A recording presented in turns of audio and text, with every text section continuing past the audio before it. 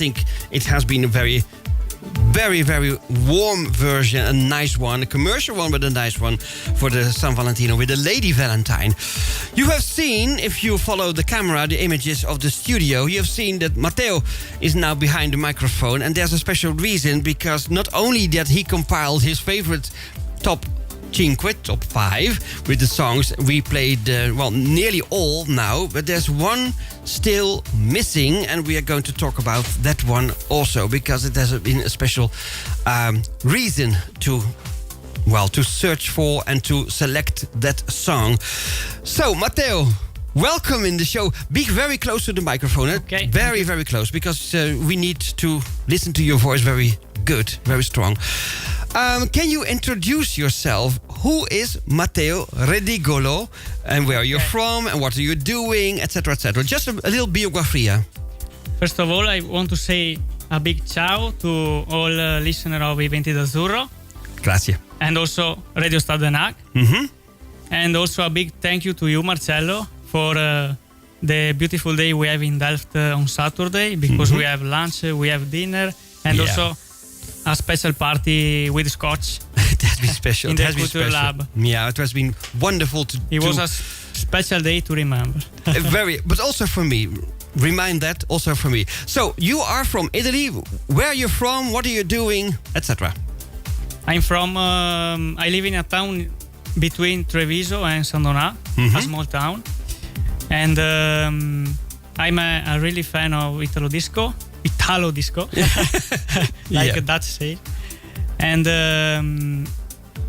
I work for a small company with Francesco. And what can I say? Well, in your free time, you dedicate your time mostly to Italo Disco, right? But what is the difference just between listening to Italo Disco at home, but you also writing about Italo Disco? You have reviews, and how did you came upon that idea to write something about Italo Disco? Because we know that it's for Italian people most interesting now because of the revival of the 80s. That they also in Italy, Italo Disco is not a very diffusion. Is not well known for Italians. So it was for export. Mostly for export, but now you are going to change that. It's so difficult to find other Italo Disco lovers. It's not simple. But I'm searching with my articles because I write for Gli Anni 80. Is a website in Italy. Also, we have a Facebook page, Instagram page. I'm not the owner. The owner is Massimo. But you are writing I occasionally am for one of the website. author of the website. Yeah. And in this website you can find everything regarding 80s. For example, I don't know, movies, music, new song. The whole culture and whole atmosphere of the 80s you can find on in that page. So it's for in the Italian. Not only old thing, but also new thing regarding 80s. Yes. Okay, understand. But if the people are interested now, we can also write it down in the live chat. But GLI Lee in Italiano Lee, but GLI and Anni 80s with the 80s in figures and .com. We write a lot of my articles are about music and especially Italo Disco. And I'm very thankful for that because I like to read it. And just the other day you had not one appuntamento but more about the covers in the Italo Disco scene, and that's very peculiar because most of us in Holland or maybe Germany, Finland, UK, we didn't like so much the idea that Italians covered international songs from the UK or the USA. But you are writing about it, and then it becomes more interesting still, because Marks and Spencer we discovered that Tracy Spencer is not the Tracy of Run To Me, but is another, and we don't know who is this girl. Who is the girl on the Marks and Spencer? There's not a Tracy Spencer of Run To Me, exactly. But is there a reason maybe you search for motives to write it on the Gli Anni 80, that website? Or is just, okay, when I feel like it, I sit down and going to write? Or do you have already... I'm writing only for passion. I write all song I like or There is not something prepared. Okay. And of course, you can imagine that I like to read it, but do you have response from Italian people when they read your articles? Do they like, as an Italian, what you are writing about? I see some comments on Facebook or other social network, and they write beautiful things. I am very happy when I see my articles reach a lot of people. That's correct. And I think also, because now tonight you are going to maybe write about this show tonight, then the people could see, because this is recorded, so you can refer to the YouTube channel, and then they could see you as an author also, who is writing. you know, I just finished the articles about the new 6 releases.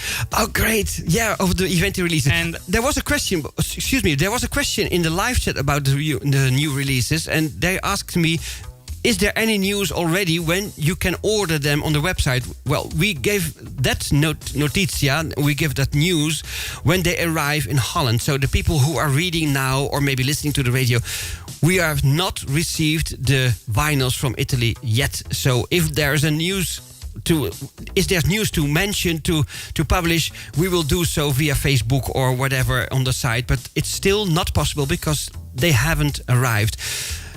You have also had an interview, not only with Tiziana, the Virgin girl, but also with another artist, one more, but also with the guy named Dedemo. Can you explain something about that one? Because it's not very well known, the artist, Dedemo, for people listening to the radio right now. Can you say something about it? Allora, he lives near Treviso, in a small village near Treviso. Yeah. And I'm searching for this guy. He's an old man now. He's 70 years old. Oh, okay. So he wasn't that young when he published the song. That we are going to play the demo song. If people are having a question mark above their heads, the demo is going to be played here after the interview. And I go to his home and he autographed my vinyl. That's great, yeah. Because I think it's rare. From Bordello a Parigi. Yeah. The repress. The original, I wanted to say, the original is very rare, but of course the repress on the Bordello a Parigi, and also some are already rare as well. Also, he told me that the original vinyl was publishing and was sold by a small record shop in Veneto near Treviso or Venice. Yeah, that's why it's rare. That's why. And a lot of this vinyl were unsold. Unsold? Yeah. But they are still there. Oh my God! All people run to they destroy no! pile of vinyls because they left to heart attack. Yeah. They left underwater and they destroy after some years. Oh my gosh. So, okay, there was a reason to destroy them because they were in a bad condition, you want to say? Yeah. Okay, less heart attack then.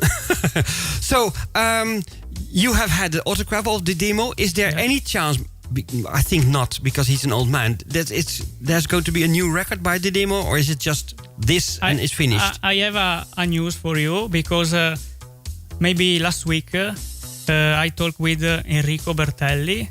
That is the man that helped the demo for the repress for Bordello a Parigi. And he told me he's trying to do another repress of the demo song.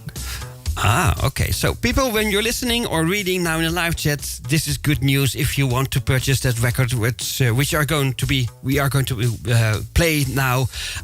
Is there something extra you want to say, Matteo? Because you are now exclusively here in the studio. Is there something that you want to say maybe to your family, your friends listening to the radio? I'm not sure if they are connected at the moment, but a te la linea. Yeah, I think some.